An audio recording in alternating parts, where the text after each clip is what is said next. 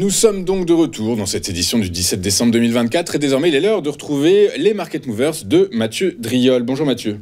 Bonjour Louis-Antoine. Merci beaucoup d'être avec nous Mathieu, vous êtes analyste senior chez Day by Day. Mathieu, cette rubrique on aurait pu l'intituler Ça coince en gros et on va commencer par le titre de Manitou. Manitou, alors effectivement graphiquement ça coince, mais est-ce que ça coince suffisamment pour remettre en cause la tendance de court terme ? Et est-ce que la tendance de court terme remet en cause la dynamique de moyen terme ? Dans ces cas-là, il faut toujours, en termes de probabilité, se référer à l'horizon de temps supérieur. Ici, c'est le moyen terme et ici, c'est baissier. On a effectivement une lente succession depuis septembre de creux et de sommets descendants. Précédemment, c'était un peu plus dynamique, mais ça se ralentit.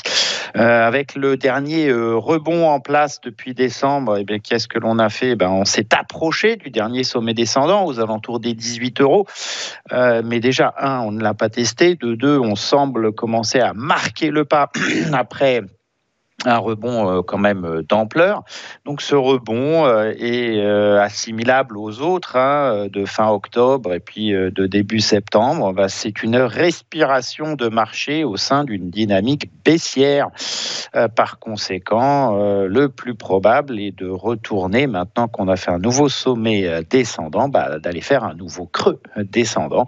Et à ce titre, le support majeur à 14,50 est visé. Manitou, à moins d'un changement de paradigme, d'un signal, d'une nouvelle, de quelque chose, tant qu'elle restera sous 18,08, 18,10, la lecture de moyen terme sera baissière et même ce franchissement-là n'autoriserait qu'une reprise un peu plus ample, mais ne remettrait pas encore en cause la dynamique. Ça sera le cas qu'au-dessus de 20,60. C'est assez éloigné des cours actuels.